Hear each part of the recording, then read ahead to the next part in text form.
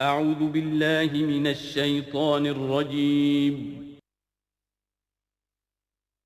بسم اللہ الرحمن الرحیم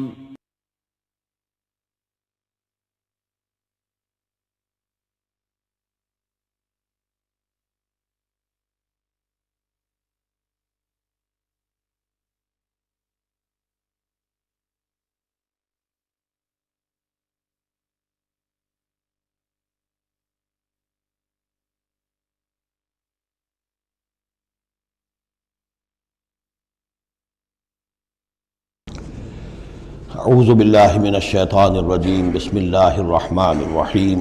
وَإِذَا ضَرَبْتُمْ فِي الْأَرْضِ فَلَيْسَ عَلَيْكُمْ جُنَاحٌ أَن تَقْصُرُوا مِنَ الصَّلَاةِ صدق اللہ العظیم۔ اب یہ پھر کچھ شریعت کے احکام آ رہے ہیں، گویا کہ خطاب کا رخ پھر اب مسلمانوں کی طرف، اہل ایمان کی طرف۔ شریعت کے احکام، عبادات سے متعلق تفاصیل۔ اور اے مسلمانوں، جب تم زمین میں سفر کرو تو کوئی حرج نہیں ہے تم پر، کوئی گناہ نہیں ہے کہ تم کچھ کم کر لیا کرو نماز میں۔ ان خفتم ان یفتنکم الذین کفروا، اگر تمہیں اندیشہ ہو کہ تم کو نقصان پہنچائیں گے کافر۔ ان الکافرین کانوا لکم عدوا مبینا، یقیناً یہ کافر تمہارے کھلے دشمن ہیں۔ یہ ہے قصر صلاۃ، لیکن صلاۃ الخوف کی حالت میں، جنگ کی حالت میں قصر کا حکم۔ اور اس میں بھی خاص طور پر جو صورتحال تھی کہ جب حضور کے ساتھ ہوتے تھے تو اب اگر شکل یہ ہوتی کہ آدھا آدھا لشکر علیحدہ علیحدہ نماز پڑھے اور پھر حضور ایک کے ساتھ نماز پڑھیں تو دوسروں کو محرومی کا احساس ہوتا۔ لہذا آپ دیکھیے کہ ایک بہت عمدہ تدبیر بتائی گئی۔ فَإِذَا كُنْتَ فِيهِمْ، تو اے نبی جب آپ بھی ان کے اندر موجود ہوں، فَأَقَمْتَ لَهُمُ الصَّلَاةَ، اور آپ نے ان کے لیے نماز کھڑی کر دی ہو، فَلْتَقُمْ طَائِفَةٌ مِّنْهُمْ مَعَكَ، تو ان میں سے ایک گروہ کو تو کھڑے ہونا چاہیے آپ کے ساتھ۔ وَلْيَأْخُذُوا أَسْلِحَتَهُمْ، اور جو دوسرے ہیں وہ اپنا اسلحہ لے کر وہ چاق و چوبند رہیں۔ فَإِذَا سَجَدُوا فَلْيَكُونُوا مِنْ وَرَائِكُمْ، تاکہ جب تم سجدہ کرو، جو حضور کے ساتھ نماز پڑھ رہے سجدے میں جائیں تو وہ دوسرا گروہ جو ہے جو نماز میں شریک نہیں ہے وہ ان کی حفاظت کرے، کھڑے رہیں ان کے پیچھے۔ وَلْتَأْتِ طَائِفَةٌ أُخْرَىٰ، اب اس کے بعد ہوتا کیا تھا کہ حضور نے ایک رکعت نماز پڑھا دی اور آپ بیٹھے رہے، دوسری رکعت کے لیے اٹھے نہیں۔ دوسری رکعت مسلمانوں نے خود ادا کر لی۔ اب جب انہوں نے سلام پھیر دیا چلے گئے تو جو پہلے جو تھے جو اس وقت تک شریک نہیں ہوئے تھے وہ حضور کے پیچھے آ گئے۔ اب حضور نے ایک رکعت اور پڑھی تو ان کی ایک رکعت حضور کے پیچھے ہو گئی، اس کے بعد حضور نے ایک رکعت کے بعد سلام پھیر دیا، انہوں نے پھر ایک رکعت اور ادا کر لی، اس طریقے سے کہ کوئی بھی حضور کی امامت کے شرف سے اور فضل سے محروم نہ رہے۔ فَإِذَا سَجَدُوا فَلْيَكُونُوا مِنْ وَرَائِكُمْ وَلْتَأْتِ طَائِفَةٌ أُخْرَىٰ لَمْ يُصَلُّوا فَلْيُصَلُّوا مَعَكَ، اب وہ دوسرا گروہ کو آنا چاہیے کہ جنہوں نے ابھی نماز نہیں پڑھی تھی کہ وہ آپ کے ساتھ نماز پڑھیں۔ وَلْيَأْخُذُوا حِذْرَهُمْ وَأَسْلِحَتَهُمْ، اور ان کو چاہیے کہ وہ اپنی ڈھالیں بھی، اپنا بچاؤ بھی اور اسلحہ بھی ساتھ رکھے۔ وَدَّ الَّذِينَ كَفَرُوا لَوْ تَغْفُلُونَ عَنْ أَسْلِحَتِكُمْ وَأَمْتِعَتِكُمْ، یہ کافر تو اسی طاق میں رہتے ہیں، اسی امید میں رہتے ہیں کہ تم جیسے ہی غافل ہو جاؤ۔ وَدَّ الَّذِينَ كَفَرُوا لَوْ تَغْفُلُونَ عَنْ أَسْلِحَتِكُمْ، اپنے اسلحہ سے غافل ہو جاؤ، وَأَمْتِعَتِكُمْ، اور اپنے مال و اسباب سے، فَيَمِيلُونَ عَلَيْكُمْ مَيْلَةً وَاحِدَةً، تو وہ تم پر ایک دم ٹوٹ پڑے حملے کے اندر۔ وَلَا جُنَاحَ عَلَيْكُمْ إِن كَانَ بِكُمْ أَذًى مِّن مَطَرٍ، اور کوئی حرج نہیں ہے تم پر، کوئی گناہ نہیں ہے اگر تمہیں کوئی تکلیف ہو یا بارش کی وجہ سے کوئی صورتحال ایسی ہو، اور کنتم مرضى، یا تم بیمار ہو، ان تضعوا اسلحتکم، کہ اسلحہ تو اپنا رکھ دو، وخذوا حذرکم، لیکن صرف ڈھال لے لیا کرو کہ اچانک کوئی حملہ ہو جائے تو اگر پوری تلوار نیزہ وغیرہ سب اپنے جسم پر لگایا ہوا ہے تو نماز کا پڑھنا مشکل ہے، اور یہ کہ حالات ایسے ہیں تو اسلحہ علیحدہ رکھ دیا جائے لیکن ڈھال اپنے پاس موجود رہے، تاکہ اچانک کوئی حملہ ہو تو کم سے کم انسان کو وقت ملے کہ وہ اپنے آپ کو بچا کر اور پھر وہ اپنا اسلحہ بھی لے لے گا۔ ان اللہ اعد للکافرین عذابا مہینا، یقیناً اللہ تعالیٰ نے کافروں کے لیے ایک بہت اہانت آمیز عذاب تیار کر رکھا ہے۔ فَإِذَا قَضَيْتُمُ الصَّلَاةَ، پھر جب یہ نماز اس طریقے سے تم ادا کر لو، فاذکروا اللہ قیاما وقعودا وعلی جنوبکم، تو پھر ذکر کرو اللہ کا کھڑے ہوئے، بیٹھے ہوئے، لیٹے ہوئے، سواریوں پر چلتے ہوئے۔ وہ ذکر جو ہے وہ ذکر کثیر، وہ صرف نماز کے ساتھ نہیں ہے، بلکہ جیسے سورہ جمعہ میں آیا ہے کہ فَإِذَا قُضِيَتِ الصَّلَاةُ فَانتَشِرُوا فِي الْأَرْضِ وَابْتَغُوا مِنْ فَضْلِ اللَّهِ وَاذْكُرُوا اللَّهَ كَثِيرًا لَعَلَّكُمْ تُفْلِحُونَ۔ ہر حال میں جب تم اللہ کو یاد رکھو، اللہ کا ذکر کرتے رہو۔ ادعیہ معصورہ ہیں، اوراد معصورہ ہیں، اوراد مسنونہ ہیں، ان کے سے اپنی زبان کو اور اپنے ذہن کو اور قلب کو ایمان کے ساتھ تر و تازہ رکھو۔ فَإِذَا اطْمَأْنَنْتُمْ، اور جب تمہیں امن حاصل ہو جائے، یعنی یہ نماز کی یہ کیفیت جو ہے یہ صرف اس شکل میں ہوگی کہ خوف ہے، صلاۃ الخوف۔ جب تمہیں امن حاصل ہو جائے، خوف جاتا رہے، فَأَقِیمُوا الصَّلَاةَ، پھر نماز قائم کرو جیسے کہ نماز کے قائم کرنے کے آداب ہیں، اس کی شرائط ہیں۔ ان الصلاۃ کانت علی المؤمنین کتابا موقوتا، یقیناً نماز اہل ایمان پر فرض کی گئی ہے، فرض ہونے کی شکل میں اور وقت کے ساتھ۔ اس کی فرضیت ہے اور موقوت ہے، اس کے اپنے اوقات ہیں، اور اس اوقات کے ضمن میں آپ کو بتا چکا ہوں کہ حضرت جبرائیل نے 2 دن نماز آپ کو پڑھائی، ایک دن 5 نمازیں اول وقت میں، دوسرے دن 5 نمازیں آخر وقت میں، اور بتایا کہ ان کے مابین وقت ہے۔ وَلَا تَهِنُوا فِي ابْتِغَاءِ قَوْمٍ، اور دیکھو اس قوم یعنی اپنے دشمن کا پیچھا کرنے میں سست نہ بنو۔ اب تو یوں سمجھیے کہ جو حق و باطل کی جنگ ہے وہ آخری مرحلے کو پہنچ رہی ہے، اب آخری مرحلے پہ آ کے تھک نہ جانا۔ وَلَا تَهِنُوا فِي ابْتِغَاءِ الْقَوْمِ، ان کا پیچھا کرنے میں سست مت پڑو، ہمت نہ ہارو۔ ان تکونوا تعلمون، بڑے پیارے الفاظ ہیں، اگر تمہیں کوئی تکلیف پہنچتی ہے، الم پہنچتا ہے، بے آرامی ہے، فَإِنَّهُمْ يَعْلَمُونَ تَعْلَمُونَ، تو کیا انہیں نہیں پہنچتا؟ انہیں بھی تو تکلیف پہنچتی ہے، وہ بھی جنگ کر رہے ہیں، وہ بھی زخم کھاتے ہیں، ان کے بھی لوگ مر رہے ہیں، وہ ساری تکلیفیں انہیں بھی پہنچ رہی ہیں، دشمنوں کو بھی۔ وَتَرْجُونَ مِنَ اللَّهِ مَا لَا يَرْجُونَ، اور تم اللہ سے امیدیں رکھتے ہو جو وہ نہیں رکھتے۔ تمہیں تو جنت کی امید ہے، تمہیں اللہ سے مغفرت کی امید ہے، انہیں تو یہ بھی نہیں ہے، تو اس اعتبار سے تمہیں تو ان سے کہیں آگے بڑھ جانا چاہیے۔ جو آخری آیت تھی سورہ آل عمران کی کہ یا ایھا الذین آمنوا اصبروا وصابروا ورابطوا، ان سے تو بڑھ جانا چاہیے صبر کے اندر کہ تمہارا سہارا تو اللہ ہے، وما صبرک الا باللہ۔ ان کے تو یہ من گھڑت قسم کے دیویاں دیوتا، ان کے دل کے اندر ان کی حقیقت میں کوئی قدر و قیمت بھی نہیں ہے، پھر بھی وہ اپنے باطل معبودوں کے لیے اس طریقے سے جان جوکھوں میں ڈال رہے ہیں، تو مسلمانوں تمہیں تو اس سے 10 گنا کرنا چاہیے۔ وَلَا تَهِنُوا فِي ابْتِغَاءِ الْقَوْمِ إِن تَكُونُوا تَعْلَمُونَ فَإِنَّهُمْ يَعْلَمُونَ كَمَا تَعْلَمُونَ وَتَرْجُونَ مِنَ اللَّهِ مَا لَا يَرْجُونَ وَكَانَ اللَّهُ عَلِيمًا حَكِيمًا، اور یقیناً اللہ تعالیٰ علیم ہے اور حکیم ہے۔ اب یہ چند آیتیں آ گئیں اہل ایمان سے خطاب میں، اب پھر کچھ منافقوں کا معاملہ ایک آ رہا ہے۔ اِنَّا أَنزَلْنَا إِلَيْكَ الْكِتَابَ بِالْحَقِّ لِتَحْكُمَ بَيْنَ النَّاسِ بِمَا أَرَاكَ اللَّهُ، اے نبی ہم نے آپ پر کتاب نازل کی ہے حق کے ساتھ، تاکہ آپ لوگوں کے مابین فیصلہ کریں انصاف کے ساتھ، اور جو اللہ نے آپ کو دکھایا ہے، یعنی ایک تو کتاب دی ہے، قانون دیا ہے، ایک آپ کو بصیرت دی ہے، یہ اللہ تعالیٰ کی طرف سے بصیرت خاص۔ ظاہر بات ہے کہ ایک جج بیٹھا ہوا ہے اور جج کے پاس آپ نے کتاب ہے، فائل ہے، شہادتیں ہیں، گواہیاں ہیں، اب ایک اس کی اپنی ایک چھٹی حص بھی ہوتی ہے، اس کی اپنی جو ہے ایک ججمنٹ بھی ہوتی ہے جس کو کہ وہ بروئے کار لاتا ہے، تو اس کو اللہ کہتا ہے جیسا کہ ہم آپ کو دکھاتے ہیں اس کے مطابق فیصلہ کریں۔ وَلَا تَكُن لِلْخَائِنِينَ خَصِيمًا، اور خیانت کرنے والوں کی طرف سے آپ نہ جھگڑیں، یعنی ان کی طرف سے وکالت نہ فرمائیں کہ آپ کوئی اگر مسلمان ہے، کہنے کو مسلمان ہے خائن، تو اب اس کی طرفداری جو ہے آپ کو نہیں کرنی ہے۔ اس کا اصل میں ایک واقعہ ہو گیا تھا کہ ایک منافق مسلمان، اس نے کسی مسلمان کے گھر میں چوری کی، نقب لگائی، وہاں سے ایک آٹے کا تھیلا لے لیا، کچھ اسلحہ لے لیا، وہ اپنے گھر تک آیا تو وہ آٹے کی تھیلے کے اندر کہیں سوراخ تھا تو وہ آٹا گرتا گیا، تھوڑا تھوڑا وہ سارا راستہ جو ہے پتہ چل گیا کہ اس کے گھر تک سوراخ پہنچ گیا۔ پھر اسے کچھ خیال آیا کہ ممکن ہے مجھ پر شک ہو جائے، اسے پتہ نہیں تھا کہ یہ آٹا بھی میرا لاش فاش کر رہا ہے، اس نے یہ کیا اسی وقت جا کر ایک یہودی کے ہاں امانت رکھوا دیا، یہ سامان میری امانت ہے تمہارے پاس، لیکن وہاں بھی وہ نشان جو ہے آٹے کا وہاں بھی پہنچ گیا۔ اب اگلے روز جب تلاش ہوئی اور وہ آٹا جو گرا ہوا تھا راستے میں اس کو دیکھ کر کھوج لگاتے ہوئے لوگ پہلے اس کے مکان پر پہنچے، اس نے صاف انکار کر دیا، تلاشی لے لی، چیز نکلی نہیں۔ اب انہوں نے دیکھا تو وہ آگے جا رہے ہیں نشان، وہ وہاں پہنچ گئے، یہودی کے ہاں برآمد ہو گیا۔ یہودی نے کہا ٹھیک ہے یہ مال ہے، یہ رات رکھے یہاں پر حفاظت کے لیے رکھ گیا تھا۔ اب یہاں پہ جھگڑا ہو گیا کہ اس کے جو قوم کے لوگ تھے، اس کے گھرانے کے لوگ، اس منافق مسلمان کے، ان کا نہیں یہ جھوٹ بولتا ہے، یہ یہودی چور ہے۔ اب وہ یہودی کا اور مسلمان جو منافق تھا اس کا مقدمہ تھا جو حضور کے سامنے آیا،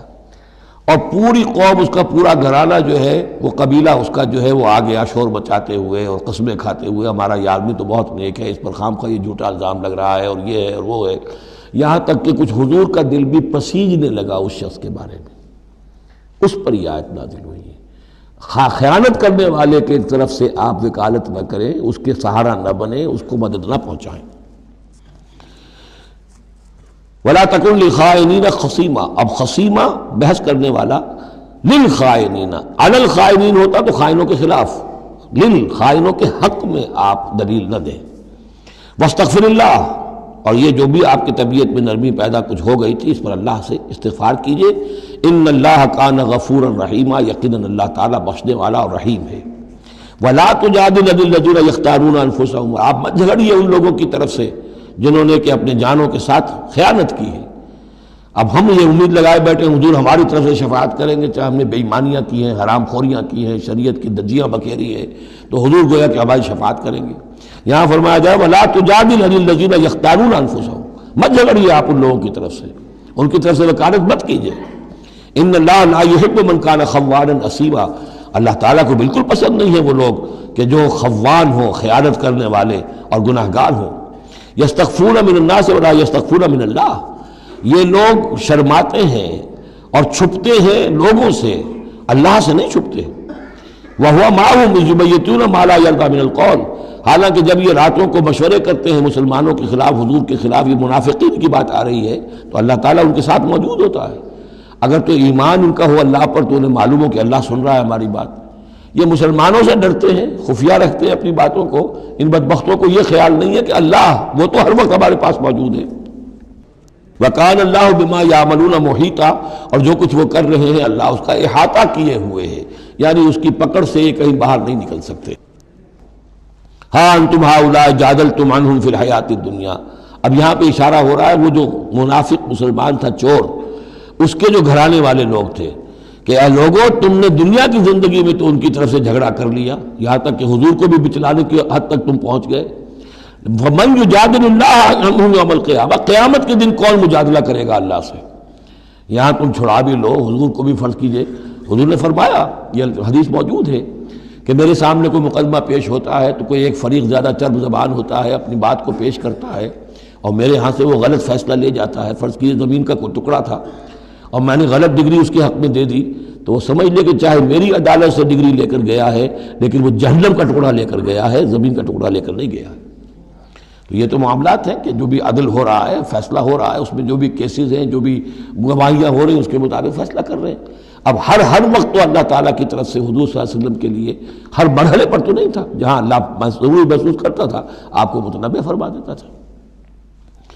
ہاں انتم ہؤلاء، یہ تمہیں لوگ ہو، جادلتم عنہم فی الحیات الدنیا، تم نے بہت جھگڑا کیا ان کی طرف سے، اپنے ساتھی، اپنے رشتہ دار کی طرف سے دنیا کی زندگی میں۔ فمن یجادل اللہ عنہم یوم القیامہ، تو کون ہے جو اللہ سے جھگڑا کر سکے گا ان کی جانب سے قیامت کے دن؟ ام من یکون علیہم وکیلا، یا کون ہوگا جو اس کا کارساز بن سکے گا، ان کا وکیل بن سکے گا؟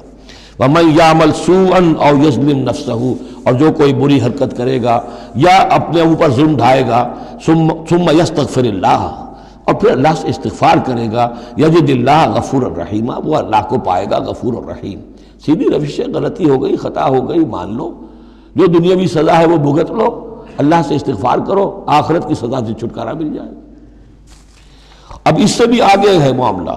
وَمَن يَكْسِبْ إِثْمًا فَإِنَّمَا يَكْسِبُهُ عَلَى نَفْسِهِ، جو کوئی بھی کوئی گناہ کماتا ہے وہ اپنی جان پر وبال لیتا ہے۔ وَكَانَ اللَّهُ عَلِيمًا حَكِيمًا، اللہ تعالیٰ علیم اور حکیم ہے۔ وَمَن يَكْسِبْ خَطِيئَةً أَوْ إِثْمًا ثُمَّ يَرْمِ بِهِ بَرِيئًا، اور یہ معاملہ تو بہت بڑھ کر ہے کہ کسی نے کوئی گناہ کمایا، کوئی خطا کی، کوئی غلطی کی، کوئی جرم کیا، پھر اس کی تہمت لگا دی ایسے شخص پر جو بری ہے۔ یہودی تو بری تھا، اس کو سزا دلوانے کے لیے سب تل گئے۔ تو ثم یرم بہ بریئا، جو بری ہے اس سے، اس کا کوئی تعلق نہیں، اس کا اس میں کوئی گناہ میں حصہ نہیں، فقد احتمل بہتانا و اسما مبینا، تو اس نے تو اپنے سر پر بہت بڑا طوفان اور بہت کھلا کھلا گناہ کا بوجھ لے لیا ہے۔ ولولا فضل اللہ علیک، اب یہ حضور سے خطاب ہو رہا ہے کہ اس معاملے میں اگر اللہ تعالیٰ نے بر وقت آپ کو مطلع نہ کر دیا ہوتا، ولولا فضل اللہ علیک ورحمتہ لہمت طائفۃ منہم ان یضلوک، تو ان میں سے ایک گروہ ان منافقین میں سے وہ تو اس کے اوپر تل گیا تھا کہ آپ کو گمراہ کر دے، یعنی آپ سے غلط فیصلہ کروا لے، عدالت محمدی سے ظلم ہو جائے، اور وہ جو اصل میں مجرم نہیں تھا، بے گناہ جو ہے یہودی، اس کو پکڑ لیا جائے۔ وَلَوْلَا فَضْلُ اللَّهِ عَلَيْكَ وَرَحْمَتُهُ لَهَمَّتْ طَائِفَةٌ مِّنْهُمْ أَن يُضِلُّوكَ وَمَا يُضِلُّونَ إِلَّا أَنفُسَهُمْ، حقیقت میں وہ نہیں گمراہ کر رہے مگر اپنے آپ کو، وَمَا يَضُرُّونَكَ مِنْ شَيْءٍ، اور اے نبی وہ آپ کو نقصان نہیں پہنچا سکیں گے، یعنی ہم ایسے مواقع پر بر وقت آپ کو مطلع کرتے ہیں۔ وَأَنزَلَ اللَّهُ عَلَيْكَ الْكِتَابَ وَالْحِكْمَةَ، اور اللہ نے آپ پر کتاب نازل کی ہے اور حکمت نازل کی ہے، وَعَلَّمَكَ مَا لَمْ تَكُنْ تَعْلَمُ، اور وہ ساری باتیں آپ کو سکھائی ہیں جو آپ نہیں جانتے تھے، وَكَانَ فَضْلُ اللَّهِ عَلَيْكَ عَظِيمًا، اور یقیناً اللہ کا فضل آپ پر بہت بڑا ہے۔ لا خیر فی کثیر من نجواہم، اب یہ چونکہ منافقین تھے، یہ اپنے نجوا کرتے تھے، علیحدہ بیٹھ کے گفتگو کرنا، سرگوشیاں کرنا، اور طرح طرح کے نجوا ہوتے تھے، بیٹھے باتیں بھی کر رہے ہیں، مسکرا بھی رہے ہیں کسی کو دیکھ کر، تاکہ اس کے دل میں خلجان پیدا ہو جائے، یہ میرے بارے میں کوئی باتیں کر رہے ہیں، اشارے بھی کر رہے ہیں، تو 100 طرح سے ہتھ کنڈے، اور یہ ہماری مجلسوں میں بھی ہوتا ہے، یہ سارے معاملات جو کہ انسانی معاشرے کے اندر جیسے ہوتے تھے آج بھی ہوتے ہیں۔ لا خیر فی کثیر من نجواہم، یہ جو نجوا کرتے ہیں، سرگوشیاں کرتے ہیں، ان میں سے اکثر میں کوئی خیر نہیں ہے، الا من امر بصدقۃ، ہاں ایک بات ہو سکتی ہے، خاموشی سے کسی کو علیحدگی میں لے جا کر کسی صدقے کی اس کو تلقین کی جائے کہ بھائی دیکھو تمہیں اللہ نے غنی کیا ہے، یہ محتاج ہے میں جانتا ہوں، تو علیحدگی بجائے اس کے کہ پبلک میں اس سے بات کرو، اسے علیحدہ جا کے سمجھاؤ، یہ اچھی بات ہے۔ او معروف، یا کسی اور نیکی کا حکم دے، او اصلاح بین الناس، یا لوگوں کے معاملات کو درست کرنے کے لیے، دو بھائی جھگڑ پڑے ہیں تو کرنا پڑتا ہے یہ کہ ایک سے جا کر بات سنیے، پھر اس کی بات جو ہے اس کو اچھی شکل میں پیش کیجئے دوسرے بھائی کے پاس کہ آپ کو مغالطہ ہوا، انہوں نے یہ بات یوں نہیں کہی تھی، یوں کہی تھی، اس طریقے سے جو بھی کوئی ہو رہا ہو علیحدہ علیحدہ خفیہ گفتگو، تو اس میں کوئی حرج نہیں ہے۔ وَمَن يَفْعَلْ ذَلِكَ ابْتِغَاءَ مَرْضَاتِ اللَّهِ، جو شخص اس طرح کا نجوا کرے گا، اس طرح کی سرگوشی کرے گا اللہ تعالیٰ کی رضا جوئی کے لیے، فَسَوْفَ نُؤْتِيهِ أَجْرًا عَظِيمًا، ان کو تو ہم اللہ تعالیٰ جو ہے ہم دیں گے بہت بڑا اجر۔ وَمَن يُشَاقِقِ الرَّسُولَ، اور جو رسول کی مخالفت پر تلا ہوا ہے، یہ نجوا کر رہا ہے مخالفت میں، سازشیں، سرگوشیاں، بھڑکا رہا لوگوں کو، دیکھو جی یہ کر دیا، یہ کر دیا، اپنے لوگوں کے لیے یہ کر دیا۔ غزوہ حنین میں ہوا، غزوہ حنین میں چونکہ بہت سے مسلمان وہ تھے مکے کے جو اسی وقت ایمان لائے تھے فتح مکہ کے بعد، اب بہت شریک تھے وہ اس جنگ کے اندر حنین میں، مال غنیمت میں حضور نے ان کی دلجوئی کے لیے، تالیف قلب کہتے ہیں، ذرا زیادہ مال دے دیا، اس پر لوگوں نے شور مچا دیا۔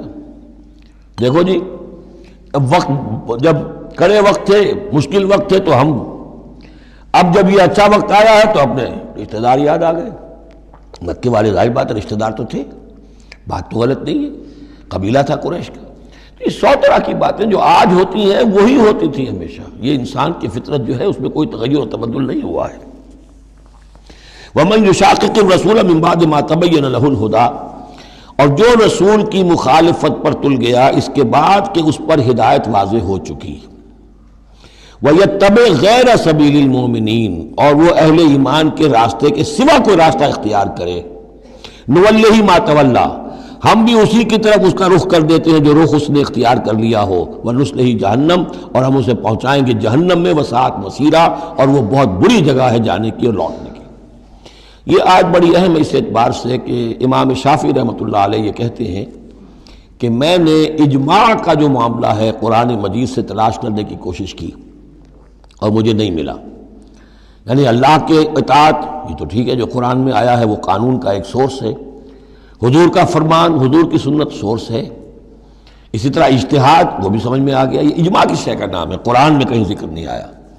تو کہتے ہیں کہ میں نے 300 مرتبہ پورا قرآن پڑھا شروع سے آخر تک، صرف اس ایک مسئلے کو سامنے رکھ کر کہ مجھے اجماع کے لیے کوئی دلیل قرآن سے ملے، تب اس آیت پر آ کر 301ویں مرتبہ پھر نگاہ جمی، وَيَتَّبِعْ غَيْرَ سَبِيلِ الْمُؤْمِنِينَ، یعنی گویا کہ اہل ایمان کا جو راستہ ہے جس پر اجماع ہو گیا اہل ایمان کا، یہ خود اپنی جگہ ایک بہت بڑی سند ہے، اس لیے کہ حضور نے فرمایا میری امت ضلالت پر کبھی جمع نہیں ہوگی۔ تو تو جن چیز پر اجماع ہو جائے وہ گویا کہ وہ خود اپنی جگہ پر وہ اس کو ایک حیثیت حاصل ہو جاتی ہے، اوتھینٹسٹی۔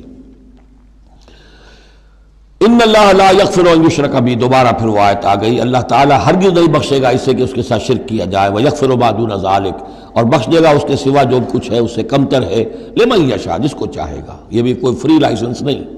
ومن یشرک باللہ فقد ضل ضلالا بعیدا، اور جو شرک کرتا ہے اللہ کے ساتھ تو وہ تو پھر گمراہ ہو گیا اور گمراہی میں بھی بہت دور نکل گیا۔ ان یدعون من دونہ الا اناثا، اب یہاں گویا کہ پہلی مرتبہ آپ دیکھ رہے ہیں کہ وہ مشرکین مکہ کی بات بھی ہو رہی ہے، نہیں پکار رہی اللہ کے سوا مگر مؤنث کو، عورتوں کو، اس لیے کہ ان کی دیویاں جو ہیں لات، عزا، منات، لات الہ کی مؤنث ہے، لات، لا اور لات،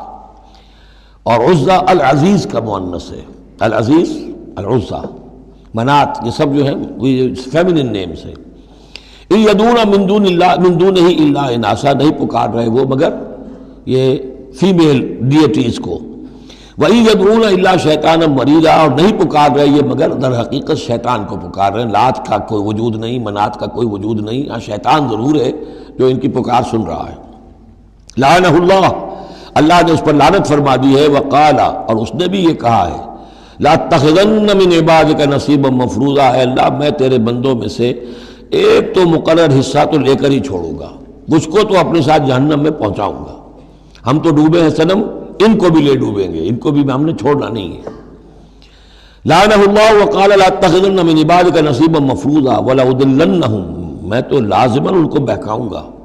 ولأمنینہم، ان کے دلوں میں بڑی امیدوں کے چراغ روشن کروں گا، بڑے برائٹ کیریئرز ہیں، اس میں بڑی بڑی تمنائیں ہیں، آرزویں ہیں، لگے رہو اسی کام کے اندر، پھر امانیہ ہیں، اللہ بخشی دے گا، اللہ، ہم تو اللہ کے رسول کے امتی ہیں، ہمیں خوف کس بات کا ہے، ہم تو اللہ کے بیٹے ہیں، اس کے بڑے چہیتے ہیں، ہمیں کس کا خوف ہے۔ اور پھر یہ کہ امیدیں بڑی بڑی، طول عمل جس کو کہتے ہیں، دنیا کے لمبے لمبے منصوبے۔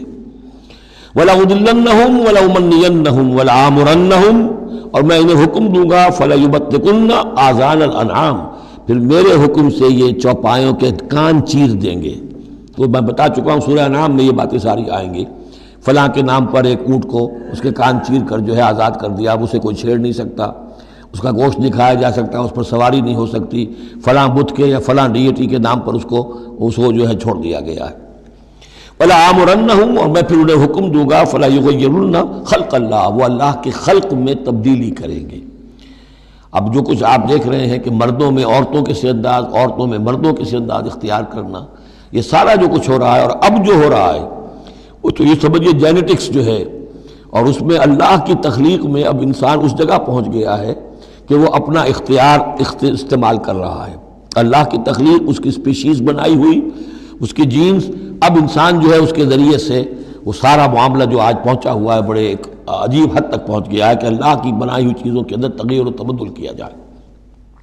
وَمَنْ يَتَّخِذِ الشَّيْطَانَ وَلِيًّا مِنْ دُونِ اللَّهِ فَقَدْ خَسِرَ خُسْرَانًا مُبِينًا، اور جس شخص نے بھی اللہ کو چھوڑ کر شیطان کو اپنا ولی بنا لیا، فَقَدْ خَسِرَ خُسْرَانًا مُبِينًا، تو وہ تو بہت کھلے خسارے میں اور تباہی میں مبتلا ہو گیا۔ یعدہم ویمنیہم، وہ ان سے وعدے بھی کرتا ہے، انہیں امیدیں بھی دلاتا ہے، شیطان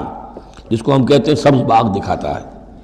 وما یعدہم الشیطان الا غرورا، اور نہیں وعدہ کرتا ان سے شیطان مگر دھوکے کا، وہ اپنے کسی وعدے کو پورا نہیں کر سکتا۔ اولئک مأواہم جہنم، یہ وہ لوگ ہیں کہ جن کا ٹھکانہ جہنم ہے، ولا یجدون عنہا محیصا، اور پھر وہ وہاں سے فرار کی کوئی جگہ نہیں پائیں گے، وہاں سے بھاگنے کا کوئی راستہ نہیں پائیں گے۔ والذین آمنوا، وہی سائملٹینیس کنٹراسٹ، اب دوسری طرف اہل ایمان کی شان کیا ہوگی؟ والذین آمنوا وعملوا الصالحات، جو لوگ ایمان لائیں اور نیک عمل کریں، سندخلہم جنات تجری من تحتہا الانہار، انہیں ہم عنقریب داخل کریں گے باغات میں جن کے نیچے نہریں بہتی ہوں گی، خالدین فیہا ابدا، جس میں وہ ہمیشہ ہمیش رہیں گے۔ وعد اللہ حقا، اللہ کا یہ وعدہ حق ہے، درست ہے، سچ ہے۔ ومن اصدق من اللہ قیلا، اور اللہ سے بڑھ کر کس کی بات سچی اور زیادہ ہو سکتی ہے؟ کون ہو سکتا ہے اپنے قول میں زیادہ سچا اللہ سے؟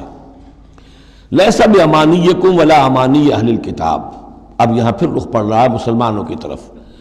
اے مسلمانوں، نہ تمہاری خواہشات پر کوئی شے موقوف ہے، نہ اہل کتاب کی خواہشات پر۔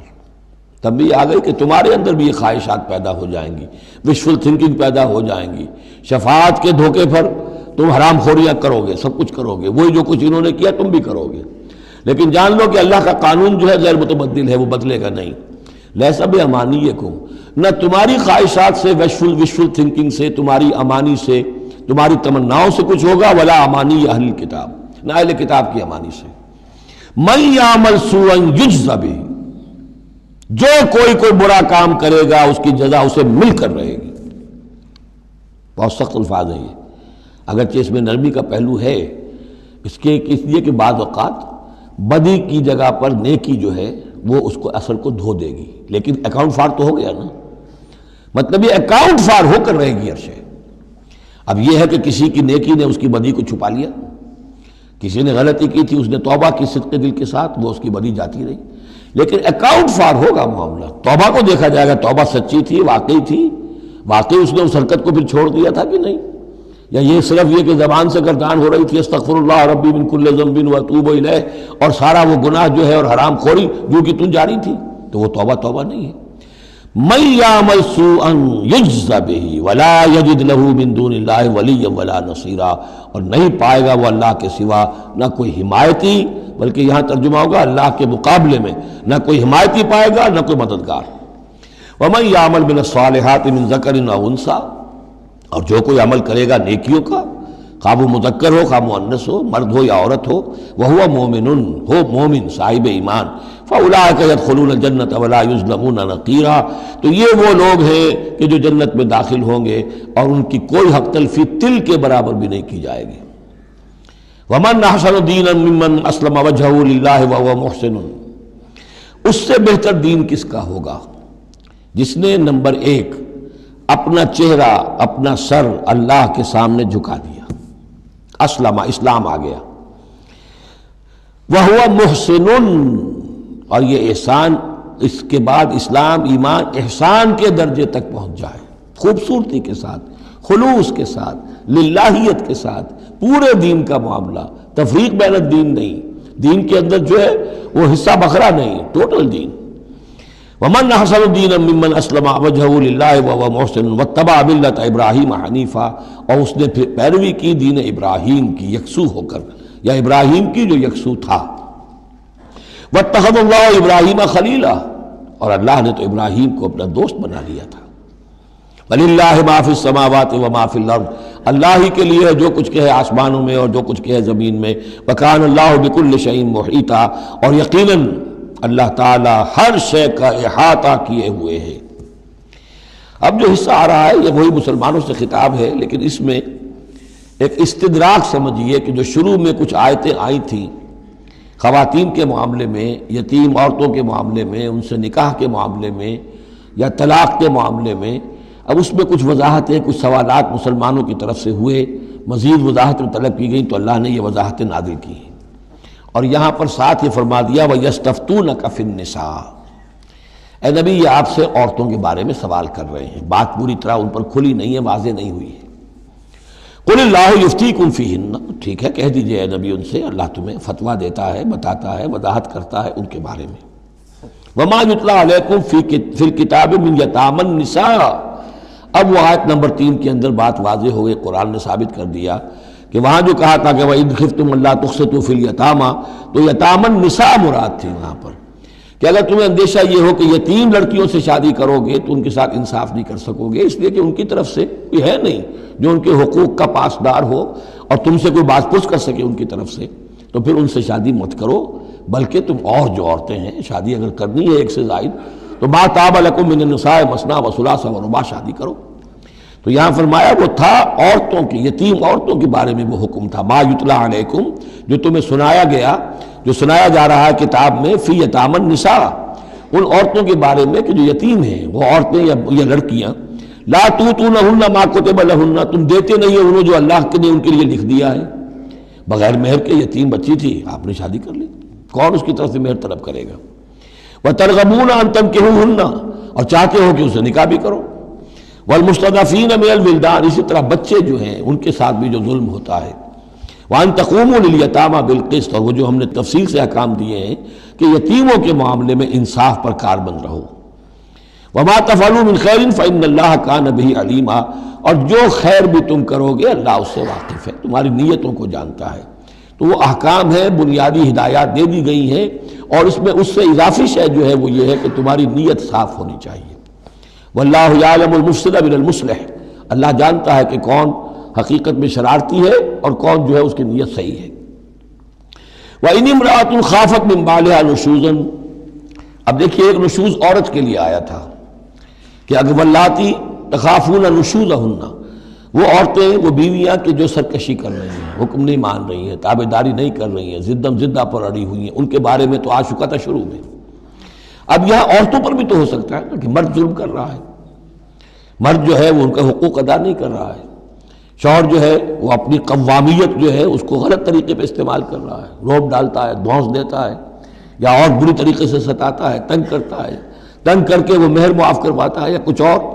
اگر ذرا اس کے والدین اچھے کھاتے پیتے ہیں تو لاؤ اپنے والدین کے گھر سے۔ یہ ساری گندگیاں جو ہمارے معاشرے میں ہوتی ہیں اور عورتیں بیچاری اس میں پستی ہیں، وہ جو چکی کے دو پارٹوں کے مابین۔ وَإِنِ امْرَأَةٌ خَافَتْ مِنْ بَعْلِهَا نُشُوزًا، اور اگر کسی عورت کو اپنے شوہر سے اندیشہ ہو جائے کہ وہ زیادتی کرے گا، وہ زیادتی کر رہا ہے اور وہ اس کے حقوق ادا نہیں کر رہا، او اعراضاً، یا اب وہ اس کی طرف میلان ہی نہیں رکھتا، اب وہ گویا کہ بیوی ہے ہی نہیں، اس کی طرف کوئی میلان نہیں، کوئی نئی شادی رچائی ہے اور سارا جو ہے توجہ جو ہے وہ اب نئی نویلی دلہن کی طرف ہے، اور اعراضاً جی بھر گیا، توجہ ہٹ گئی، فلا جناح علیہما، تو ان دونوں پر کوئی الزام نہیں ہوگا، ان یصلحا بینہما صلحا، کہ وہ آپس میں بیٹھ کر صلح کر لیں۔ صلح سے مراد یہاں پر اپنا معاملہ طے کر کے اور عورت خلا کر لے، بس صلح و خیر۔ لیکن خلا کرنے میں جیسا کہ ہم پڑھ چکے ہیں عورت کو مہر چھوڑنا پڑے گا، لیا تھا تو کچھ واپس کرنا پڑے گا۔ والصلح خیر، صلح اچھی ہے۔ وَأُحْضِرَتِ الْأَنفُسُ الشُّحَّ، البتہ جو انسانی نفس ہے اسے لالچ جو ہے اس پر مسلط رہتا ہے، مرد چاہے گا میرا پورا مہر واپس کرو، عورت چاہے گی کہ مجھے کچھ بھی واپس نہ کرنا پڑے۔ وَإِن تُحْسِنُوا، یہ آ چکا ہے سورہ بقرہ کے اندر، یہ مضامین آ چکے ہیں۔ وَإِن تُحْسِنُوا، اگر تم نیکی کرو، تم مرد ہو، تم مردانگی کا ثبوت دو، اس معاملے کے اندر نرمی کرو، ان کا حق جو ہے زیادہ رکھو۔ وَتَتَّقُوا فَإِنَّ اللَّهَ كَانَ بِمَا تَعْمَلُونَ خَبِيرًا، اور تم تقویٰ کی روش اختیار کرو تو جان لو کہ اللہ تعالیٰ تمہارے تمام اعمال سے باخبر ہے۔ وَلَن تَسْتَطِيعُوا أَن تَعْدِلُوا بَيْنَ النِّسَاءِ، اچھا وہاں یہ آیت بھی آئی تھی کہ وَإِنْ خِفْتُمْ أَلَّا تَعْدِلُوا فَوَاحِدَةً، اگر تمہیں اندیشہ یہ ہو کہ تم اپنی بیویوں پہ اگر ایک سے زائد ہیں، دو ہیں، تین ہیں، چار ہیں، تو عدل نہیں کر سکو گے تو پھر ایک ہی پر اکتفا کرو، پھر دوسری شادی مت کرو۔ تمہیں اطمینان ہے، تمہیں اپنے اوپر یہ اعتماد ہے کہ تم یہ عدل کر سکتے ہو تب دوسری شادی کرو، ورنہ نہیں۔ لیکن اب اس میں جیسا کہ میں نے عرض کیا تھا کہ کچھ چیزیں تو ہوتی ہیں گنتی کی، ناپ تول کی، اس میں تو عدل ہو سکتا ہے، لیکن ایک قلبی میلان جو ہے اس کے اندر تو ظاہر بات ہے انسان کے اختیار میں نہیں ہے۔ حضور صلی اللہ علیہ وسلم نے اپنی تمام ازواج کے لیے ہر چیز گن گن کر،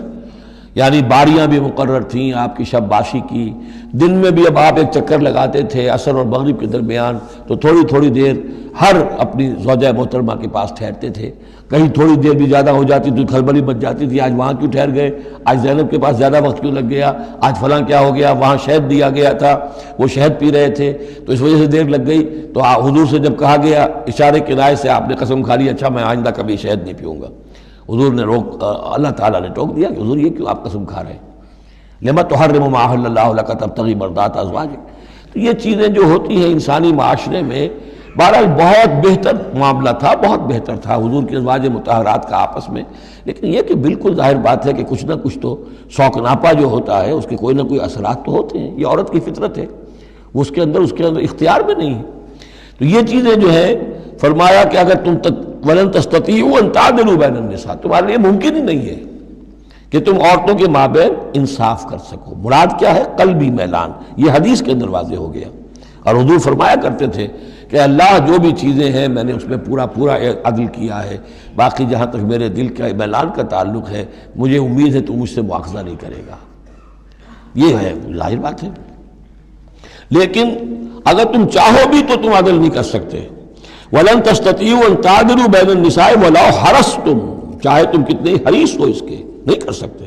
فَلَا تَمِيلُوا كُلَّ الْمَيْلِ، تو ایسا نہ ہو کہ ایک کی طرف پورے کے پورے جھک جاؤ، میلان، میل، کل المیل، ایک ہی کی طرف پورا میلان ہو جائے، فَتَذَرُوهَا كَالْمُعَلَّقَةِ کہ دوسری بیوی معلق ہو کر رہ گئے، اب نہ وہ شوہر والی ہے اور نہ آزاد ہے، اس سے کوئی تعلق ہی نہیں۔ وَإِن تُصْلِحُوا وَتَتَّقُوا اگر تم اصلاح کر لو اور تقوی کی روش اختیار کرو، فَإِنَّ اللَّهَ كَانَ غَفُورًا رَحِيمًا تو اللہ تعالیٰ بھی غفور اور رحیم ہے۔ وَإِن يَتَفَرَّقَا اب یہ بہت اہم موضوع ہے کہ ہمارے ہاں طلاق کے بارے میں جو یہ مشہور ہو گیا صحیح ہے، ان ابغض الحلال عند اللہ الطلاق، یہ حلال چیزوں میں سب سے زیادہ اللہ کو ناپسند جو ہے وہ طلاق ہے، لیکن اسے کفر کے درجے تک پہنچایا ہوا ہے۔ لڑائی چل رہی ہے، جھگڑا چل رہا ہے، مزاجوں میں موافقت نہیں ہے، ایک دوسرے کو کوس رہے ہیں، دن رات کا جھگڑا ہے، طلاق نہیں دینی، یہ احمقانہ طرز عمل ہے، بالکل احمقانہ، شریعت کی منشا کے بالکل خلاف۔ یہاں آپ دیکھیں کہ ایک طرح کی ترغیب ہے طلاق کی، ترغیب۔ وَإِن يَتَفَرَّقَا اب اگر وہ متفرق ہو جائیں، علیحدہ ہو جائیں، سیپریشن جو آپ استعمال کرتے ہیں، سیپریٹ ہو جائیں، یغنی اللہ کلا من سعتہ اللہ دونوں کو اپنی کشادگی کشائش سے غنی کر دے گا۔ ہو سکتا ہے اس عورت کو بھی کوئی بہتر رشتہ مل جائے کہ جو اس سے اس کے ساتھ مزاجی موافقت رکھنے والا ہو، اور اس شوہر کو بھی اللہ تعالیٰ کوئی بہتر بیوی دے دے کہ جس کے اور اس کے درمیان جو ہے مزاج کے اندر موافقت پیدا ہو جائے۔ تو یہ کہ عدم موافقت ہے، لڑتے رہنا ہے، دنگا فساد ہے، لیکن یہ کہ وہ طلاق نہیں دینی ہے، یہ ہندوانہ اثرات ہیں ہم پر نمبر ایک، اور دوسرے عیسائیانہ اثرات ہیں۔ عیسائیت میں بھی طلاق حرام ہے، اس لیے کہ قانون اصل میں شریعت، انجیل میں شریعت اور قانون تو ہے ہی نہیں، لیکن جو حضور نے فرمایا ان ابغض الحلال عند اللہ الطلاق، ایسی ہی کوئی بات حضرت مسیح نے فرمائی کہ طلاق اگر بلا وجہ کوئی شخص طلاق دے دیتا ہے تو یہ ایسا ہی ہے، فرض کیجئے کہ اب وہ عورت جو ہے اس کی وہ بے سہارا رہ گئی، ہو سکتی ہے کہ اس کا آوارہ ہو جائے، تو گویا کہ اب اس کی گناہ کا وبال اس پر ہوگا کہ جس نے اسے طلاق دی ہے، بلا سبب طلاق دے دی۔ اب وہ عورت جو ہے اگر اس کی شادی اور نہیں ہوئی تو اس کی آوارگی کا امکان موجود ہے۔ تو اس کو سمجھنا چاہیے کہ یہ اخلاقی تعلیم تھی، یہ قانونی تعلیم نہیں تھی۔ قانونی تعلیم تو وہی ہے کہ جو تورات کے اندر ہے، آپ حضور حضرت مسیح فرما کر گئے ہیں کہ یہ نہ سمجھو کہ میں قانون کو ختم کرنے آیا ہوں، موزائک لا جو ہے حضرت موسیٰ کی شریعت وہ تم پر نافذ رہے گی، لاگو رہے گی، عائد رہے گی۔ تو قانون قانون ہے اور اس کے ساتھ اخلاق کی تعلیم ہوتی ہے، اس کو انہوں نے قانون بنا دیا، نتیجہ یہ ہوا جب تک بیوی کے اوپر آپ بد کرداری کا الزام ثابت نہ کر دیں آپ طلاق نہیں دے سکتے، لہذا وہ 100 طریقے کر کے پہلے اسے بد کردار بناتے ہیں اور پھر اس کا ثبوت لیتے ہیں، تب جان چھڑاتے ہیں، ورنہ جان چھوڑ نہیں سکتی۔ تو یہ سارا کا سارا معاملہ جو ہے شریعت کے اندر تو جو صحیح راستے رکھ دیے گئے ہیں ان کو اگر چھوڑا جائے گا تو پھر غلط راستے اختیار کرنے پڑیں گے۔ تو ایک ہندوانہ اثرات جو ہمارا پس منظر ہے، اور ایک جدید تہذیب کے جس پر عیسائیت کا غلبہ ہو گیا تھا، ان کے ہاں کے اثرات کی وجہ سے یہ طلاق کا معاملہ ہمارے ہاں تقریباً کفر بنا دیا لوگوں نے۔ وَإِن يَتَفَرَّقَا يُغْنِ اللَّهُ كُلًّا مِّن سَعَتِهِ اگر وہ علیحدہ ہو جائیں، نہیں مزاجوں کی موافقت ہو رہی، وَكَانَ اللَّهُ وَاسِعًا حَكِيمًا اللہ بڑی وسعت رکھنے والا ہے، بڑی سمائی رکھنے والا ہے، اس کے خزانے بڑے وسیع ہیں، حکیم ہے، حکمت والا ہے، اس کا ہر حکم جو ہے وہ حکمت پر مبنی ہے۔ وَلِلَّهِ مَا فِي السَّمَاوَاتِ وَمَا فِي الْأَرْضِ اللہ ہی کا ہے جو کچھ کہ ہے آسمانوں میں اور جو کچھ کہ ہے زمین میں۔ وَلَقَدْ وَصَّيْنَا الَّذِينَ أُوتُوا الْكِتَابَ مِن قَبْلِكُمْ وَإِيَّاكُمْ أَنِ اتَّقُوا اللَّهَ اور دیکھو مسلمانوں، جو تم سے پہلے تھے انہیں بھی ہم نے وصیت کی تھی، جنہیں کتاب دی تھی، اور اب تمہیں بھی وصیت یہی ہے کہ اللہ کا تقوی اختیار کرو، اصل شے ہے تقوی، ورنہ شریعت جو ہے اس کا بھی مذاق بن جائے گا۔ اسی لیے حضور کا جو خطبہ ہے بہت مشہور، عام جمعوں میں آپ سنتے بھی ہوں گے، اوصیکم ونفسی بتقوی اللہ، مسلمانوں میں تمہیں بھی وصیت کرتا ہوں اور اپنے نفس کو بھی وصیت کرتا ہوں کہ اللہ کا تقوی اختیار کریں۔ قوا انفسکم واہلیکم نارا، بچاؤ اپنے آپ کو اور اپنے اہل و عیال کو آگ سے۔ تو یہ تقوی جو ہے، وَلَقَدْ وَصَّيْنَا الَّذِينَ أُوتُوا الْكِتَابَ مِن قَبْلِكُمْ تم سے پہلے جن کو کتاب دی گئی تھی انہیں بھی ہم نے وصیت کی تھی، وَإِيَّاكُمْ اور سن لو تم بھی کان کھول کر، تمہیں بھی یہ وصیت ہے، أَنِ اتَّقُوا اللَّهَ کہ اللہ کا تقوی اختیار کرو۔ وَإِن تَكْفُرُوا اگر تم نہ مانو گے، فَإِنَّ لِلَّهِ مَا فِي السَّمَاوَاتِ وَمَا فِي الْأَرْضِ تو جو کچھ بھی ہے آسمانوں میں اور جو کچھ بھی ہے زمین میں وہ اللہ ہی کا ہے۔ وَكَانَ اللَّهُ غَنِيًّا حَمِيدًا اور اللہ تعالیٰ تو غنی ہے، اپنی ذات میں خود ستودہ صفات ہے۔ وَلِلَّهِ مَا فِي السَّمَاوَاتِ وَمَا فِي الْأَرْضِ، اور آسمان اور زمین میں جو کچھ ہے وہ اللہ کا ہے، وَكَفَى بِاللَّهِ وَكِيلًا، اور اللہ کافی ہے کارساز ہونے کے اعتبار سے۔ عورت بھی یہ سمجھے میرا کارساز اللہ ہے، یہ شوہر جو میرا ہے یہ ظلم کر رہا ہے، میرے ساتھ انصاف نہیں کر رہا ہے، تو میں اسے تعلق منقطع کروں، اللہ بہتر میرے لیے کوئی راستہ پیدا کر دے گا، اللہ کارساز ہے۔ اسی طریقے سے مرد بھی یہ سمجھے کوئی عورت ہے دین کے معاملے میں نہیں اس کے ساتھ تعاون کر رہی ہے، وہ دین کا کام کرنا چاہتا ہے، تو آخر یہ نہیں ہے کہ سمجھا جائے کہ ہر صورت عورت سے تو نباہ کرنا ہے چاہے اللہ سے بغاوت ہو جائے، یہ تو کوئی بات نہ ہوئی، ہر چیز کو رکھنا ہے اپنے مقام پر۔ ان یشاء یذہبکم ایھا الناس، اے لوگوں کیا سمجھتے ہو تم، اللہ چاہے تو تم سب کو لے جائے، ختم کر دے، ویات بآخرین، اور لوگوں کو پیدا کر دے، تمہاری کوئی حیثیت نہیں اللہ کے مقابلے میں، نفس واحد کی طرح ہو، جب چاہے اللہ تعالیٰ تم سب کو نسیہ منسیہ کر دے۔ وَكَانَ اللَّهُ عَلَى ذَلِكَ قَدِيرًا، اور یقیناً اللہ تعالیٰ اس چیز پر قادر ہے۔ مَنْ كَانَ يُرِيدُ ثَوَابَ الدُّنْيَا فَعِندَ اللَّهِ ثَوَابُ الدُّنْيَا وَالْآخِرَةِ، جو کوئی بھی دنیا کا ثواب چاہتا ہے، ساری بھاگ دوڑ محنت دن رات کی کوشش دنیا کمانے میں، اور پیسہ اور دولت اور جائیداد اور ترقی، عہدوں میں ترقی، اور اپنی اور زندگی کے اور ان چیزوں کے اندر لگے ہوئے ہیں سارے دن ساری رات، عند اللہ ثواب الدنیا والآخرہ، اللہ کے پاس تو ثواب دنیا کا بھی آخرت کا بھی ہے۔ تو ہی ناداں چند کلیوں پر قناعت کر گیا، ورنہ گلشن میں علاج تنگی دوران بھی تھا۔ اللہ سے تم مانگو، دنیا بھی مانگو آخرت بھی مانگو۔ ربنا آتنا فی الدنیا حسنۃ وفی الآخرۃ حسنۃ وقنا عذاب النار، اللہ کے ساتھ اپنے معاملے کو درست کرو، خلوص و اخلاص کے اوپر اپنا تعلق استوار کرو، اس کی طرف سے جو ذمہ داریاں ہیں انہیں ادا کرو، پھر یہ کہ اللہ تعالیٰ دنیا سے بھی نوازے گا۔ من کان یرید ثواب الدنیا فعند اللہ ثواب الدنیا والآخرہ وکان اللہ سمیعا بصیرا، اور اللہ تعالیٰ سب کچھ سننے والا اور دیکھنے والا ہے۔ اب جو آیت آ رہی ہے وہ پھر عظیم ترین آیات میں سے قرآن مجید کی، یا ایھا الذین آمنوا کونوا قوامین بالقسط شہداء للہ ولو علی انفسکم او الوالدین والاقربین ان یکن غنیا و فقیرا فاللہ اولی بہما فلا تتبعوا الہوی ان تعدلوا وان تلووا او تعرضوا فان اللہ کان بما تعملون خبیرا۔ اے اہل ایمان کھڑے ہو جاؤ عدل کو قائم کرنے کے لیے پوری قوت کے ساتھ۔ سورہ آل عمران میں ہم نے کیا پڑھا تھا؟ اللہ قائما بالقسط ہے، شہد اللہ انہ لا الہ الا هو والملائکۃ واولو العلم قائما بالقسط۔ جب اللہ عدل قائم کرنا چاہتا ہے تو اللہ کے اس دنیا میں کارندے کون ہیں؟ اہل ایمان، سپاہی ہیں، اللہ کے سپاہی، لہذا عدل قائم کرے گا اللہ دنیا میں اہل ایمان کے ذریعے۔ اللہ دین کا غلبہ چاہتا ہے لیکن اہل ایمان کو جانیں دینی ہوگی، کوششیں کرنی ہوگی، اثار کرنا ہوگا، قربانیاں دینی ہوگی، تب دین غالب ہوگا۔ لیکن یہ اندازہ کیجئے کہ کس قدر اہمیت ہے عدل و قسط، یہ جو سوشل جسٹس کا معاملہ ہے، جتنا زور اسلام نے دیا ہے بدقسمتی سے آج کا ہمارا مذہبی طبقہ اتنا ہی اس سے بے بہرا، سرے سے انہیں پتہ ہی نہیں کہ سوشل جسٹس کی بھی کوئی اہمیت اسلام میں ہے۔ قانون کی اہمیت ہے، تعزیرات کی اہمیت ہے، چور کا ہاتھ کاٹو اس کی اہمیت تو معلوم ہے، لیکن یہ کہ اس نظام کو درست کرو، ظلم ختم کرو، ایکسپلائٹیشن ختم کرو، یہ سرمایہ دار جس طریقے سے خون چوس رہے ہیں اور چوس چوس کر جیسے مچھر پھول جاتا ہے ہمارا خون پی کر، اس طرح وہ پھولے ہوئے ہیں،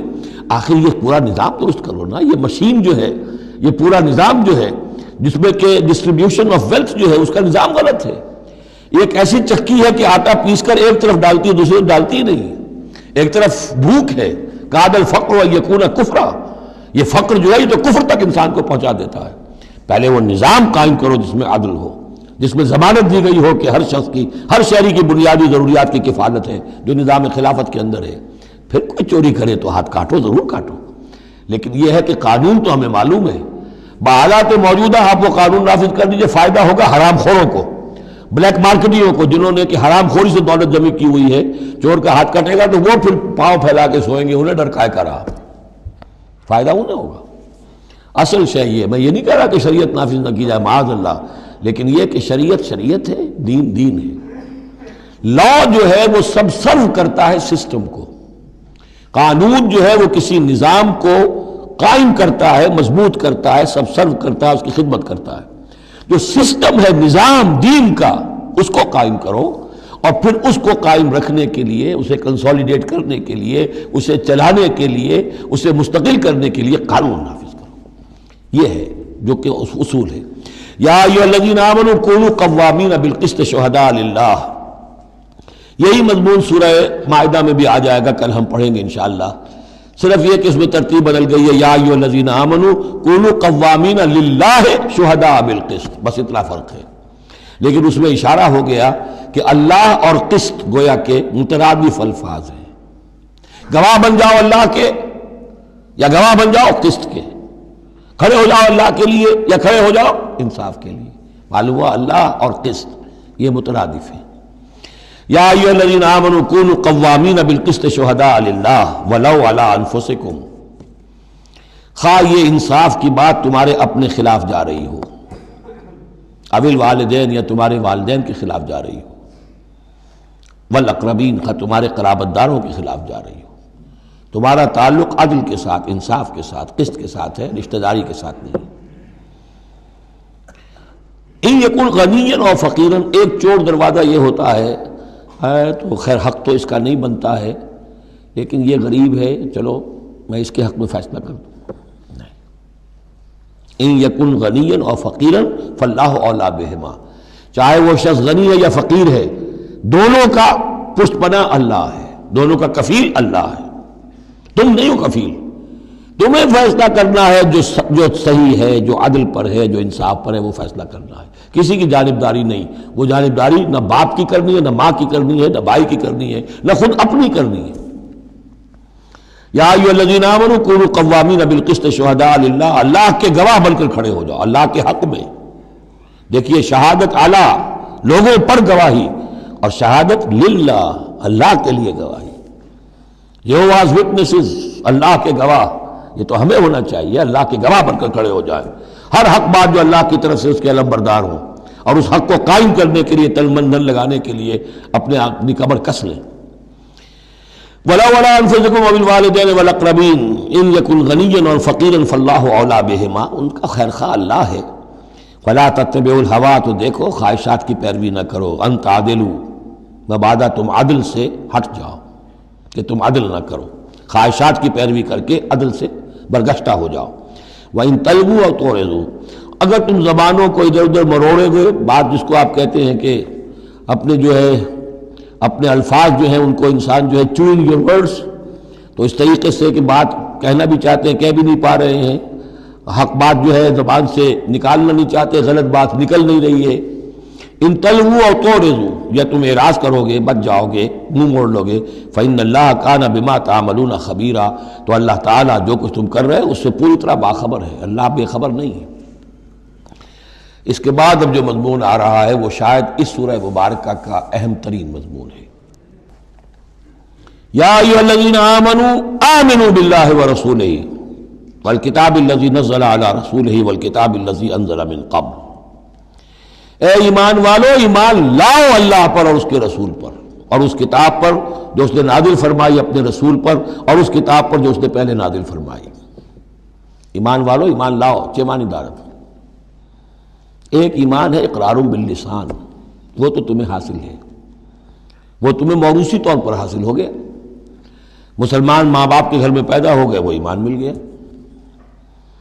یا یہ کہ اس وقت پورا قبیلہ اسلام لا رہا ہے، ان میں پکے بھی تھے، کوئی کچے بھی آ گئے، انہوں نے بھی کہا اشہد ان لا الہ الا اللہ اشہد ان محمد رسول اللہ، وہ ایمان ایک درجے میں تو حاصل ہو گیا۔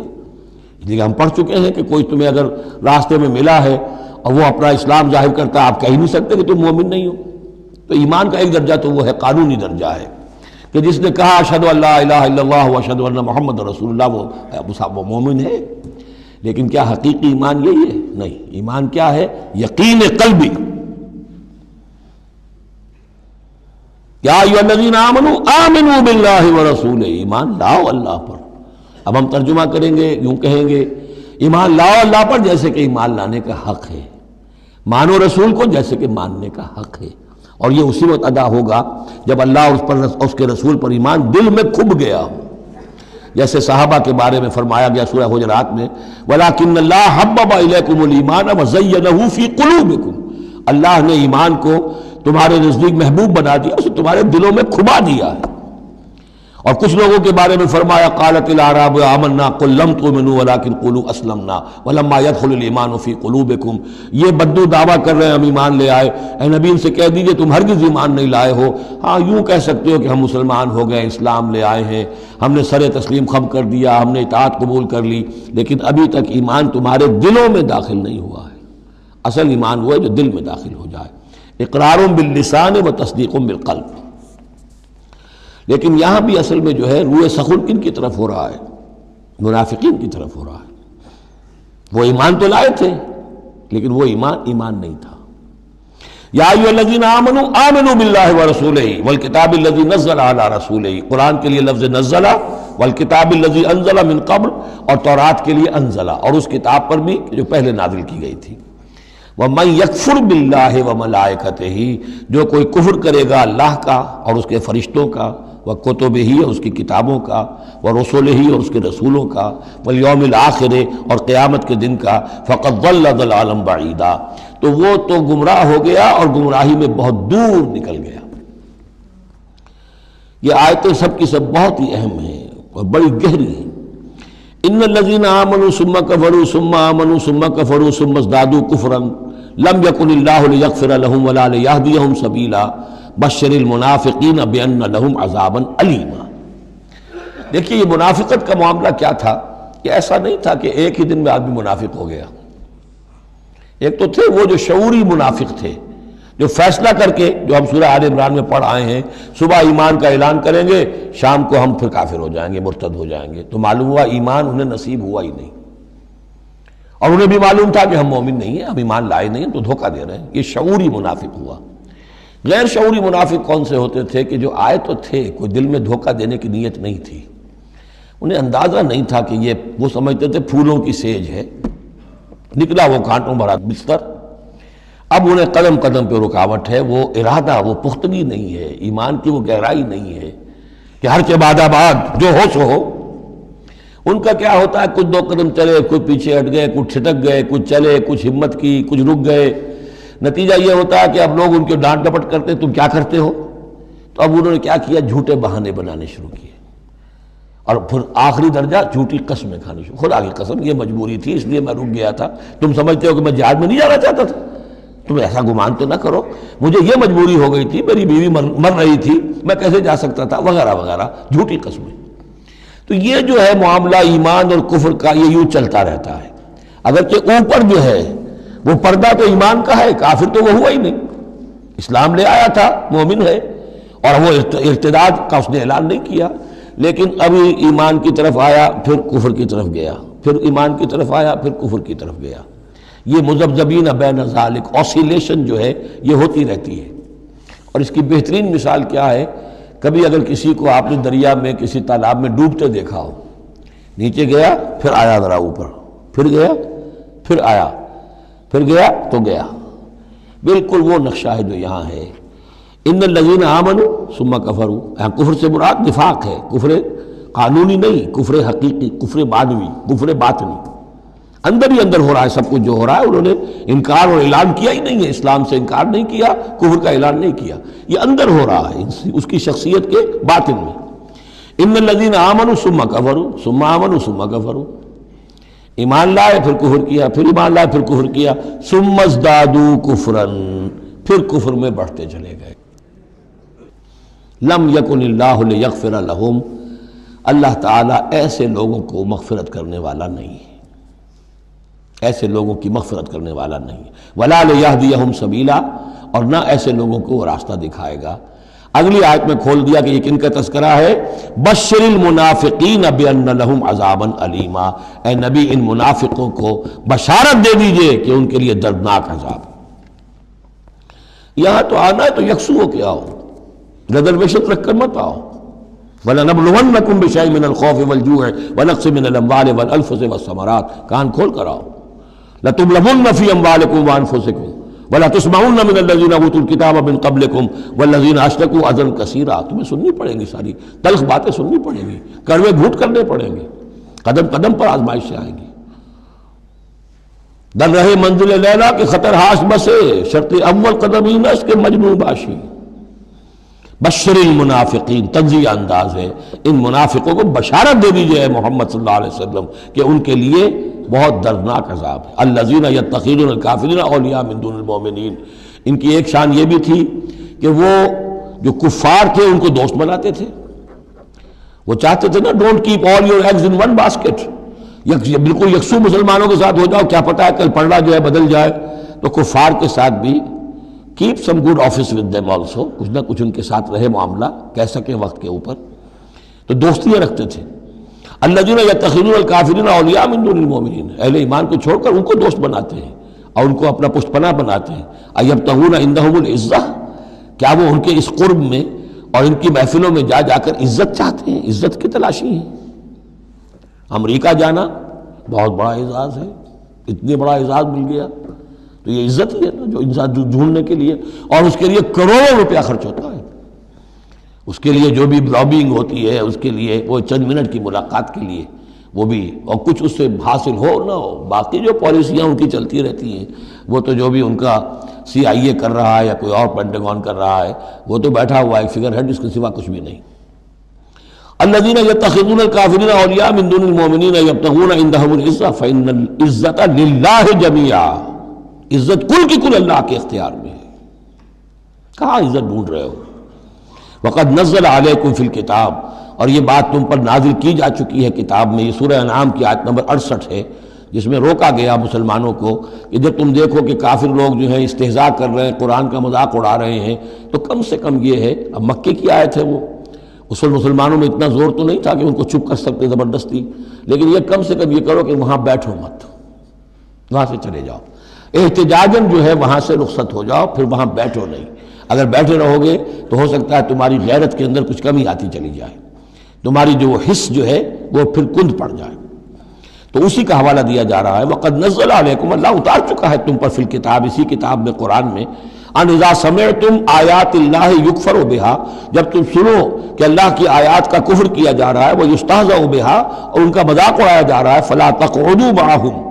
تو ان کے ساتھ مت بیٹھو، حتی یخوضوا فی حدیث غیرہ، یہاں تک کہ پھر وہ کسی اور بات میں لگ جائے، پھر دوبارہ آ جاؤ، کوئی حرج نہیں، کوئی اور بات ہے، اس لیے کہ بہرحال ان کو کوئی نے تبلیغ کرنی ہے، ان سے گفتگو کرنی ہے، تعلق منقطع نہیں کرنا، لیکن جب وہ یہ حرکت کر رہے ہو تب ان کے قریب مت بیٹھو۔ انکم اذا مثلہم، اگر تم بھی بیٹھے رہو گے اس وقت اسی حالت میں ان کے ساتھ تو پھر تم بھی ان جیسے ہو جاؤ گے۔ ان اللہ جامع المنافقین والکافرین فی جہنم جمیعا، یقیناً اللہ تعالیٰ جمع کر کے رہے گا منافقوں کو بھی اور کافروں کو بھی جہنم میں، سب کو۔ الذین یتربصون بکم، وہ جو تمہارے لیے ایک انتظار کی حالت میں ہیں، دیکھنا چاہتے ہیں، دیکھیے اونٹ کس کروٹ بیٹھتا ہے، تیل دیکھو، تیل کی دھار دیکھو، آخری فتح مسلمانوں کو ہوتی ہے یا کفار کو ہوتی ہے، دونوں کے ساتھ کچھ نہ کچھ تعلقات رکھو تاکہ وقت جو بھی ہو، جو بھی صورتحال سچویشن جو بھی ہو جائے، ہم اس کے اندر اپنے بچاؤ کی کوئی شکل کر لیں۔ تو الذین یتربصون بکم، وہ تمہاری بات طاق میں ہیں، منتظر ہیں، سوچ رہے ہیں۔ فَإِن كَانَ لَكُمْ فَتْحٌ مِّنَ اللَّهِ، تو اگر تمہیں فتح مل جاتی ہے اللہ تعالیٰ کے فضل و کرم سے، قَالُوا أَلَمْ نَكُن مَّعَكُمْ، وہ آ جائیں گے، ہم بھی تو آپ کے ساتھ تھے، مسلمان تھے، ہمارا بھی حصہ نکالیے مال غنیمت میں سے۔ وَإِن كَانَ لِلْكَافِرِينَ نَصِيبٌ، اور اگر کوئی حصہ پہنچ جائے کافروں کو، کوئی فتح انہیں وقتی طور پر حاصل ہو جائے، ان کا پلڑا بھاری ہو جائے، قالوا، تو وہ کہے کہ اپنے ان کافروں ساتھیوں سے، أَلَمْ نَسْتَحْوِذْ عَلَيْكُمْ، کیا ہم نے آپ کا گھیراؤ نہیں کر لیا تھا، ہم نے آپ کو بچایا ہوا تھا کہ یہ مسلمان جو ہیں، ہم تو اوٹ بنے ہوئے تھے اصل میں، آپ سمجھتے ہیں مسلمانوں کے ساتھ ہو کر ہم جنگ کرنے آئے تھے، نہیں، ہم اس لیے آئے تھے کہ مسلمانوں کے حملوں سے آپ کو بچائیں۔ أَلَمْ نَسْتَحْوِذْ عَلَيْكُمْ وَنَمْنَعْكُمْ مِنَ الْمُؤْمِنِينَ، ہم نے تو بچایا ہے آپ کو مسلمانوں سے۔ فَاللَّهُ يَحْكُمُ بَيْنَكُمْ يَوْمَ الْقِيَامَةِ، تو اللہ ہی فیصلہ کرے گا تمہارے مابین قیامت کے دن۔ وَلَن يَجْعَلَ اللَّهُ لِلْكَافِرِينَ عَلَى الْمُؤْمِنِينَ سَبِيلًا، اور اللہ تعالیٰ کافروں کو اہل ایمان کے مقابلے میں راہیاب نہیں کرے گا۔ ان المنافقون یخادعون اللہ وهو خادعهم، یہ منافق اللہ کو دھوکہ دینے کی کوشش کر رہے ہیں اور اللہ انہیں دھوکہ دے رہا ہے۔ وَإِذَا قَامُوا إِلَى الصَّلَاةِ قَامُوا كُسَالَىٰ، جب نماز کے لیے بھی کھڑے ہوتے ہیں تو کسل بندی کے ساتھ کھڑے ہوتے ہیں، طبیعت میں بشاشت نہیں ہوتی. یراؤن الناس، لوگوں کو دکھاوے کے لیے. ولا یذکرون اللہ الا قلیلا، اور نہیں ذکر کرتے حقیقت میں اللہ کا مگر بہت کم. بارک اللہ لی ولکم فی القرآن العظیم ونفعنی وإیاکم بالآیات والذکر الحکیم.